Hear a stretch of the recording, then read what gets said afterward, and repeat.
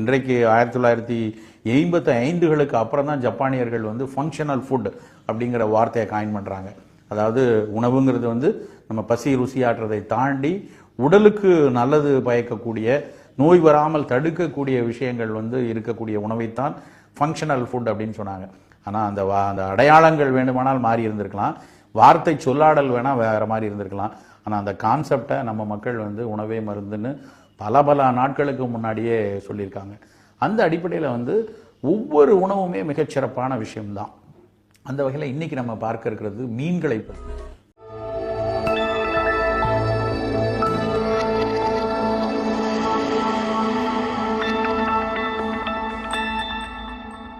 மீன்கள் வந்து நம்ம உண்மையிலே அதனுடைய ஒவ்வொரு கூறுகளையும் ஆராய்ஞ்சு பார்த்தோம்னா ஒரு பெரிய ஒரு மருத்துவ குணமுள்ள, நாம் எளிதில் கிடைக்கக்கூடிய ஒரு உணவு வந்து மீன்கள் தான். மீன்களில் வந்து இன்றைக்கு தான் வந்து நிறைய ஆய்வுகளில் ஒவ்வொரு மீனை பற்றி கருத்துக்கள் நிறைய வந்துகிட்டு இருக்கு. ஆனால் நம்மளுடைய சங்க இலக்கிய காலங்களில் இருந்து எடுத்துக்கிட்டாலும் சரி, சித்த மருத்துவ இலக்கியங்கள் எடுத்துக்கிட்டாலும் சரி, பல பாரம்பரிய மருத்துவ முறைகளில் சித்த மருத்துவமாக இருக்கட்டும், சீன மருத்துவமாக இருக்கட்டும், ஆயுர்வேத மருத்துவமாக இருக்கட்டும், உலகின் பல மருத்துவ முறைகள் எல்லாமே வந்து மீன்களை போற்றி இருக்கின்றன.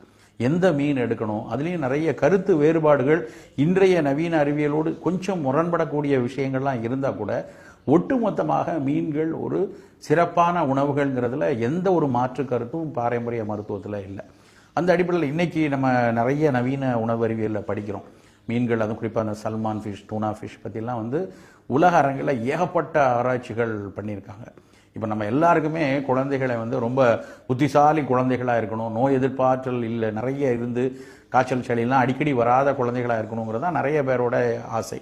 அந்த அடிப்படையில் எல்லாருமே என்ன நினைப்பாங்க, ஒரு மருத்துவரை பார்த்தாலும் சரி, இல்லை வீட்டில் பெரியவங்க சொல்லும்போதும் சரி, குழந்தைக்கு நல்ல புத்திசாலியாக புத்தி கூர்மையாக வர மாதிரி உணவை கொடுப்பா, அதுக்கு லேசில் சளி பிடிக்காத, எப்பவும் அடிக்கடி நோய்வாய்ப்பற்றாமல் நோய் எதிர்ப்பாற்றலை கூட்டக்கூடிய உணவுகளை கொடுங்க அப்படிங்கிற அறிவுரை தான் நிறைய வரும். அந்த ரெண்டையும் செய்யக்கூடிய ஒரு உணவு என்னன்னு பார்த்தீங்கன்னா மீன் தான். பொதுவாக நம்மளுடைய நோய் எதிர்ப்பாற்றல் நல்லா இருக்கணும் அப்படின்னா நமக்கு நிறைய புரதச்சத்துள்ள உணவுகள் கிடைச்சிட்டே இருக்கணும். புரதம் தான் நம்மளுடைய பாடியுடைய மசிலையும் நம்மளுடைய தசை பகுதிகளை வலுப்படுத்துறதும் அதுதான்.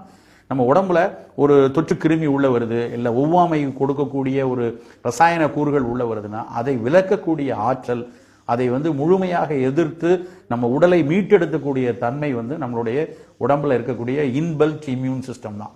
அந்த இம்யூன் சிஸ்டத்தை வந்து நம்மளுடைய அமினோ ஆசிட், நம்ம சாப்பிடக்கூடிய புரதங்களிலிருந்து எடுக்கக்கூடிய அமினோ அமிலங்கள் தான் கட்டமைச்சு கொண்டு வருது. அப்போ எந்த குழந்தை நல்ல புரத உணவுகளை எடுத்துட்டு இருக்கோ அந்த குழந்தைக்கு இயல்பாகவே வெளியிலிருந்து வரக்கூடிய சவால்களை எதிர்த்து நிற்கக்கூடிய, குறிப்பாக தொற்று கிருமிகளை எதிர்த்து நிற்கக்கூடிய தன்மை கிடைச்சிடும். அந்த அடிப்படையில் மீன்கள் வந்து இந்த புரதங்களுக்கான மிகச்சிறந்த ஒரு தேர்வுங்களாம்.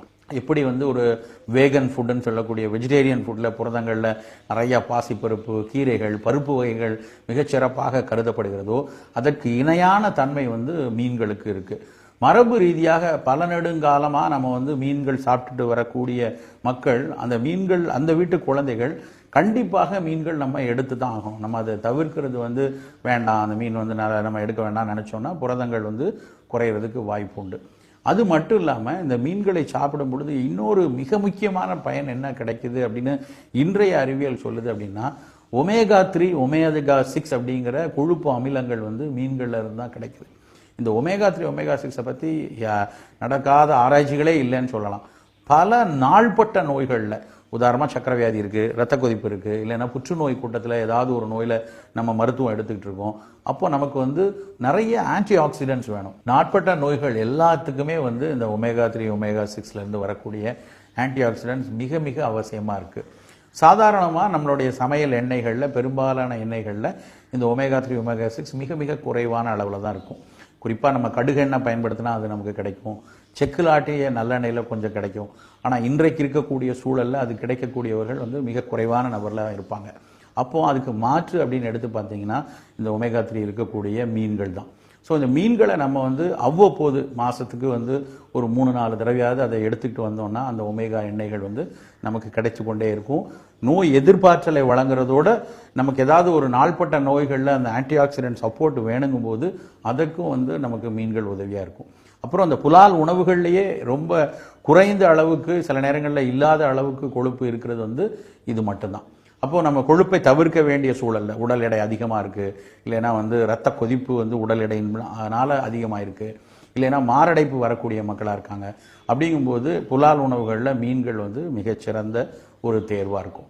இது மட்டும் இல்லை, மீன்கள் வந்து குழந்தைகளுக்கு எவ்வளோ தூரம் நல்லதோ அதே மாதிரி கர்ப்பிணி பெண்களுக்கும் பாலூட்டக்கூடிய மக்களுக்கும் வந்து மிக மிக அவசியமான ஒன்று. அதுவும் குறிப்பாக பாலூட்டக்கூடிய மகளிருக்கு வந்து அதிக புரதச்சத்து வேணும்.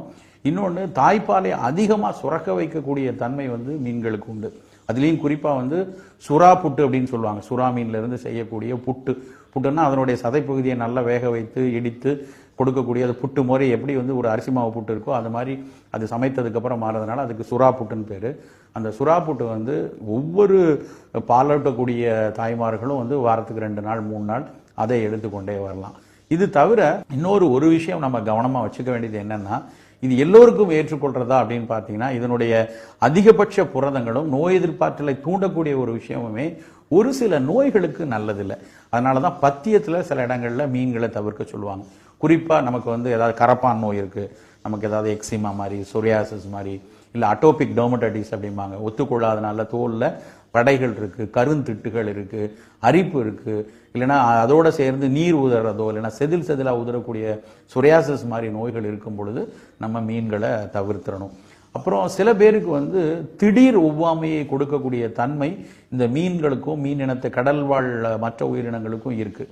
அதனால் பொதுவாக ஒரு நல்ல சைனசைட்டிஸ் இருக்கிறவங்க, இல்லைன்னா திடீர்னு மேலெல்லாம் தடிப்பாக வரக்கூடிய அச்சிக்கேரியா அப்படின்னு சொல்லுவாங்க. ஒரு நேரத்தில் திடீர்னு இருப்பார், குளிச்சுட்டு வருவார், மேலெல்லாம் திட்டாக வந்து கையெல்லாம் அரிக்க ஆரம்பிச்சு படப்படையாக வந்துடும். ஒரு இடத்துல லேசாக தட்டுனா அந்த இடத்துல தட்டப்பட்ட இடம் சிவந்து திட்டாயிரும். அப்புறம் அதுவே ஒரு 1/2 hour மறையக்கூடிய தன்மை இருக்கும்.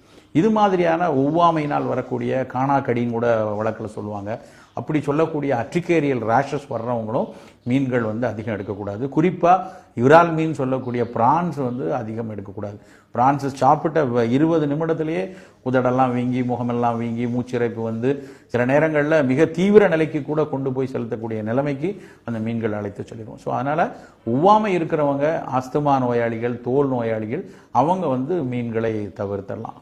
அது இல்லாமல் மற்ற எல்லோருக்கும், குறிப்பாக குழந்தைகளுக்கும் சரி, நாள்பட்ட நோய்களுக்கு மருத்துவம் எடுத்துக்கொண்டிருப்பவங்களுக்கும் சரி, இந்த மாதிரியான பாலூட்டக்கூடிய மகளிருக்கும் சரி, மீனை விட மிகச்சிறந்த உணவு இல்லை அப்படின்னே சொல்லலாம். நிறைய இன்னைக்கு வந்து cod liver oil, shark liver ஆயில்னு சொல்லி அந்த காட் ஃபிஷ்லேருந்து அதனுடைய லிவர் ஆயிலிருந்துலாம் மீன் எண்ணெய் மாத்திரைகள் உலகெங்கும் ரொம்ப பிரபலமாக இருக்குது. விட்டமின் ஏக்காகவும் நோய் எதிர்ப்பாற்றல் அதிகரிக்கிறதுக்காகவும் நிறைய விற்கிறாங்க. அதையெல்லாம் விட நம்ம அவ்வப்போது அன்றாட வாழ்க்கையில் நல்ல மீன்களை வந்து நம்ம எடுத்துக்கொள்ள ஆரம்பித்தோம் அப்படின்னா நம்மளுடைய ஆரோக்கியம் மிகச்சிறந்த அளவில்